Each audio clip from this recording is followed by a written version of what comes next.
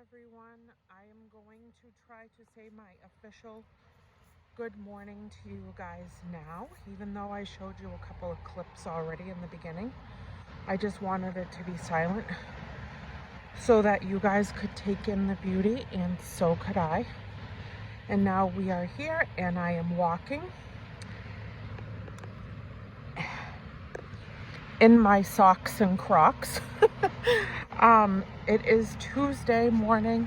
I have physical therapy this morning at 10, and I just needed a little exercise, a little moment at the ocean. So this is my closest beach that I've brought you guys to with me many times already, but it is my favorite spot to just kind of walk back and forth in this area. At least I try to do like 20 laps from that end to the rocks and back, and just keep scanning the seashore for seashells and sand dollars. So that's what I'm gonna do now, and then I'll head to go do physical therapy, and I have to go grocery shopping today, and all those other responsible things that us adults have to do on a weekly basis. But I definitely feel the pull of coming here every morning. So when I can get here on a beautiful day like this, it's already 50 degrees out. So today was a perfect day. I didn't have to bundle up, and and it really, I come down here all year long throughout the winter and everything. So if I have to bundle up, that's fine. I still come. But on the 50-degree mornings, I am not going to miss that. So I grabbed a coffee and I blazed down here as fast as I could to catch that sunrise. And there's never a time that I regret that decision. So I'm gonna start walking now, and then I will show you guys when I find seashells and sand dollars. And if I do find them, because sometimes it just doesn't happen. I'm gonna pray, and I'm gonna talk to my loved ones that are up in the sky at the moment, watching over all of us. And then I'll be back with you to chat for a little bit. Talk, hang out. I wish you guys could come with me. Oh, there's a sand dollar. We found one as we were walking. And here comes the water. Woo! That water came up quick. I hope I didn't lose it, but if I did, that's okay, because it belongs to the sea. So let's see if it pushed it anywhere else, or if I can still grab it. Yep. Here it is. So there's sand dollar number one. Like I told you guys several videos ago on this channel, when I come down here, I talk to all of my loved ones. This is where I feel the most connected to them. And long ago, I'll reiterate it just in case some of you didn't catch that video, I did ask my loved ones to do me, woo, that water got me, to do me a favor, and when I'm down at this point in the ocean, if they could send me a sign by letting me find 3 sand dollars, just to let me know that they can hear me. And almost every single time, I would say 9 times out of 10 when I come here, I at least find 3 sand dollars when I'm doing my walks and when I'm praying. So this is sand dollar number one. We'll see in the half hour or so that I'm going to be here if I can find some more from them.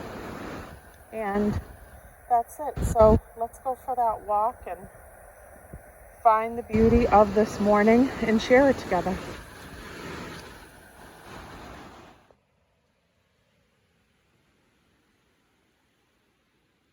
All right, I'm gonna give this 1 second to kick back in so that you can hear my voice. I'm still walking. I have found lots and lots of sand dollars, but I have yet to count them so that when I get in the car, I can see just how many were sent to me today. And when I think of a sand dollar, just think of that sand dollar's journey of how could they make it? Really, how do they make it to the sand without getting broken? With all of the churning of the ocean and the rocks and the pebbles they must hit and chip away at them along the way. So when I come to the beach and I find those whole sand dollars, I feel like it's my family sending me strength and courage and their support through the rest of my journey until I get to see them again. Because if you really paid attention to all of the little stones all over the beach, there is a lot of broken sand dollars, little shreds and shards of pieces. So to find a completely whole one to me is a really magical experience, that sand dollar made it whole without having a chunk taken out of it, or or being broken in half. It made the journey up onto the shoreline. And I really do believe that when I asked my family to send me that sign and send me whole sand dollars, the fact that I find them takes my breath away. And it doesn't matter how many times I come down here and I spot them, I still have that feeling inside of me like they're standing right beside me walking. So I am just really happy being here, and I feel so much love and just quiet and peacefulness to be able to really ground myself for the day whenever I get the opportunity to take this walk. This is actually the walk that I took for years, 7 days a week. I worked up in this area with my 86-year-old best friend Ed before I lost him when he passed away several years ago now. It's been 3 years since I lost Ed. And I was with him 5 days a week, several hours each day for companionship. I helped him navigate his mobility around his home as he was aging and his health was failing. I helped him do all of his daily functions and continue to, just run his errands for him and the things that he slowly but surely was not able to do. So when I also talk about my family, I talk about all the people that I've lost, that I have, surrounded myself with and grown those deep bonds with that I've lost. And him and his wife loved the water and the beach too. So when I'm here, I think of my Ed and I talk to him, and I know that everybody that I love is walking right beside me. And it just gives me that motivation to live out every single day as best as I can, suck in everything the world has to offer, the good and the bad, because we're only going to learn and grow from the entire experience. And I don't know how important it is to you guys, but being outdoors to me is religious. To me, I have to be outside, and it doesn't matter really what time of year it is. That's why I wake up so early in the morning, even when I have no place to be.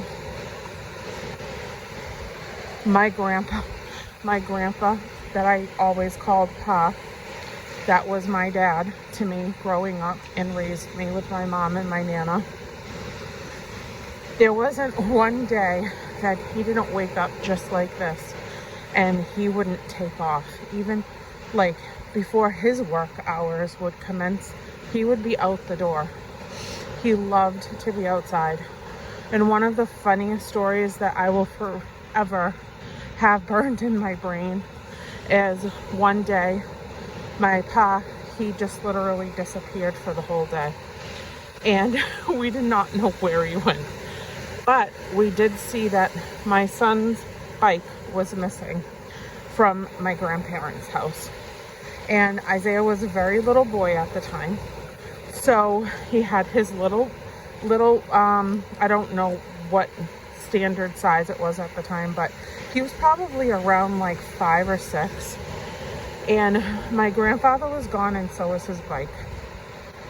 My grandfather was gone before anybody woke up in the house, and we didn't see him again until late at night.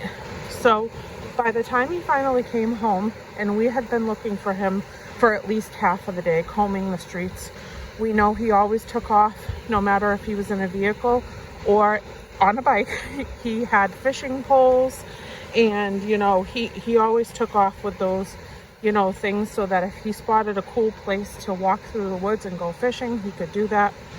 So he came in late at night, and we were all worried and nervous, and saying, where have you been, and why were you gone so long, and were you okay, are you all right?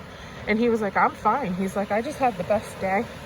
He said, I took off this morning, decided to take a bike ride. My grandpa was not a small guy, so how he did it, I have no idea. But he left on Isaiah's bicycle, and he went all the way. We live in Massachusetts my whole life, and New Hampshire borders us. But he went all the way up into New Hampshire, way far up. Like, he was gone a couple of hours into the trip riding that bike. He said he found cool trails. He said he went fishing for the whole day. And that's not when we had cell phones or anything like that. Especially my grandfather didn't, until I got him a cell phone after that incident, so we could keep track of him. Because he was always doing things like this, and he was getting older. So he was perfectly fine. We were a nervous wreck, but he was more than fine. He had the best day of his whole life, and I'm just exactly like him. I absolutely love to take off, and I don't have to do anything miraculous. I just need to be outside. I need to be in the world.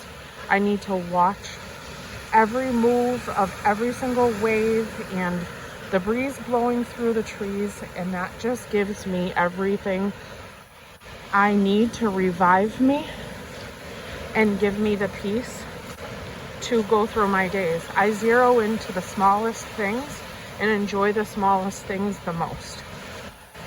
One of the other stories about my grandfather that I absolutely loved hearing as I grew up was how when he was a little boy, he went and he rode his horse up to the mountains. Now, driving to the mountains, to the White Mountains, it's about an hour and a half on the highway, and about 2 hours and 20 minutes if you were to take the back roads up into the White Mountains, North Conway, New Hampshire area. Him and his friend, they took a horse. They took 2 horses, and they left in the wee hours of the morning before his mom, which my Grammy was a single parent with my grandpa his whole life. And he was always a good boy, but he was very adventurous, as you can tell by these stories. He took the horse, his friend took his horse, and they left. And they were gone for 3 days. And they kind of just got diverted. Didn't really know how to get back, I don't think. But they actually did make it to the mountains. And he was found, and he was brought home safe, thankfully, with the horses. But that was one of my favorite stories, and he told it over and over and over again. So that was just who he was, and that's who I am. I'll do the GPS once in a while, but for the most part, I just like to cruise. I'll take the back roads, go slow, and that will just literally be the end of it. Look at this seagull eating the crab this morning for breakfast. He has got that crab, and it's over for the crab, unfortunately. So that's just what we're built like. We're outdoors people, and it's everything we could possibly need to fill our souls, I guess. So that's just some stories about my grandpa. He was an amazing man, and he was a truck driver his whole career, and he used to take me on his runs with him. He used to put me up way high up in his huge truck bed, and we live in a very hilly area, and he used to drive me down like our steepest hills, and I used to feel like we were going over cliffs. And he used to laugh. He used to take me to work with him, and he was a wonderful dad, and he was a wonderful grandfather. So that's it. I'm gonna wrap this up here. I didn't intend to make this video extremely long. I just wanted to share this walk with you guys. I'm gonna go back to the car now. I'm freezing because I've had my feet in the water this whole entire time that I've been here. But I gotta wrap this up, dry off, get to the grocery store, and make it to my physical appointment. So I hope everybody has a wonderful day, and thank you for coming with me this morning. Love you guys. Bye.